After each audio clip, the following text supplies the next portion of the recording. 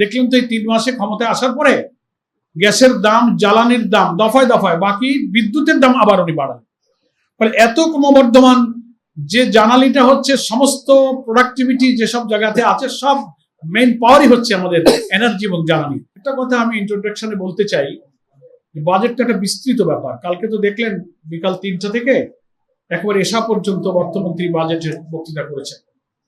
বড় বড় বই এমপিদের টেবিলের উপরে, আমরাও পার্লামেন্টের দর্শক গ্যালারিতে বসে বাজেট সেশন আমরা অবজার্ভ করেছি, হামিদ ভাইও ছিলেন, আমরাও ছিলাম। তো এত বড় লম্বা বক্তৃতায়, এত বড় বড় বড় পুস্তকে যে বাজেট পেশ হয়, সেটার উপরে একটা প্রতিক্রিয়া তো ছোট্ট 10 মিনিটে শতভাগ হক আদায় করা যায়। এই জন্য আমি খেয়াল করব কথা বলার ক্ষেত্রে যে টাকার অঙ্ক আর স্ট্যাটিস্টিক্স, তথ্যের মধ্যে ঘুরতে ঘুরতে বাজেটের মূল কাঠামোগত বৈশিষ্ট্যগত জাতির এবং নাগরিকদের সাথে বাজেটের কি রিলেশন হবে, সেই মন্তব্যটা আমরা অনেক সময় হারিয়ে যাই। এই জন্য টাকার অঙ্ক আর পরিসংখ্যানের মধ্যে আমরা ডুবে যাব না।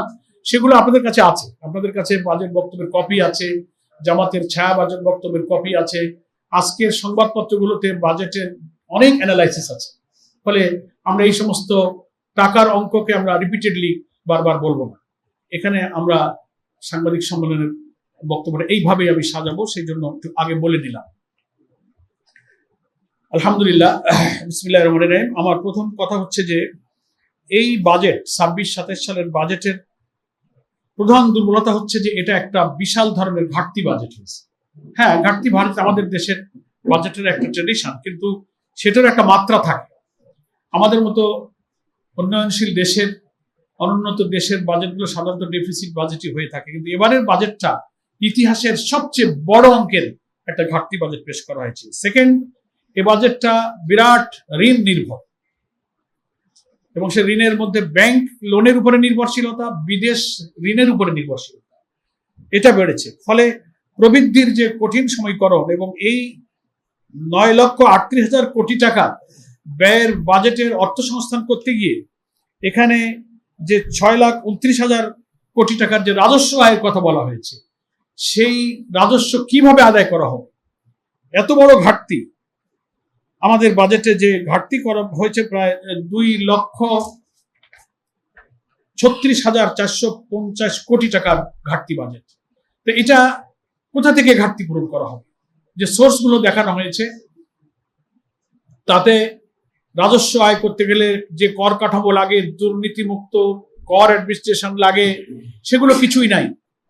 অর্থমন্ত্রী খুব টেকনিক্যালি একটা কথা বলেছেন, মানে কর বৃদ্ধি যে করা হয়েছে, যেগুলো সাধারণ নাগরিক জীবনে, গার্মেন্ট শিল্পের উপরে অন্যান্য জায়গায় ইফেক্ট করবে, ভাষার সলচাতুরি ওনারা বলেছেন যে আমরা করের উৎস বাড়াচ্ছি, করের জাল তৈরি করে নগর জীবনে, নাগরিক জীবনে এটার যে প্রেসার, প্রভাবটাকে ওনারা শব্দ প্রয়োগের মাধ্যমে সেই চালাকি করে কর বৃদ্ধির জায়গাগুলো এড়িয়ে যাওয়ার চেষ্টা করেছেন।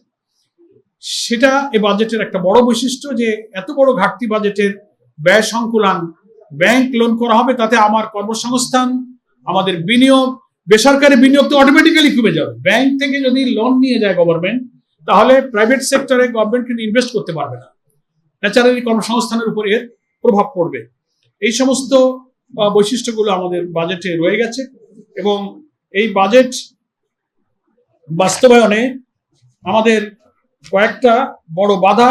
1 নম্বর হচ্ছে বিদ্যুৎ ও জ্বালানি খাতের ক্রমবর্ধমান ব্যয়। দেখলেন তো এই 3 মাসে ক্ষমতায় আসার পরে গ্যাসের দাম, জ্বালানির দাম দফায় দফায়, বাকি বিদ্যুতের দাম আবার উনি বাড়ান। ফলে এত ক্রমবর্ধমান যে জানালিটা হচ্ছে, সমস্ত প্রোডাক্টিভিটি যেসব জায়গাতে আছে সব মেইন পাওয়ারই হচ্ছে আমাদের এনার্জি এবং জ্বালানি, তার দাম যে হারে বাড়ানো হয়েছে একেবারে প্রান্তিক পর্যায় পর্যন্ত, এটা একটা বড় প্রবলেম। লাগামহীন উচ্চ মূল্যস্ফীতি, যেটাকে ইনফ্লেশন বলা হয়, লাগামহীন ভাবে কিন্তু মূল্যস্ফীতি বাড়ছে। আর হচ্ছে বৈশ্বিক ও ভূ রাজনৈতিক অর্থনৈতিক যে অনিশ্চয়তা, এই 3টা বড় বাধার কারণে এই বাজেট বাস্তবায়ন এবং রাজস্ব আয়ের লক্ষ্যমাত্রা অর্জন করা খুব কঠিন হয়ে দাঁড়াবে। সেই চ্যালেঞ্জ, এগুলো একটু আমি আগে আপনাদের কাছে পেশ করে নিলাম।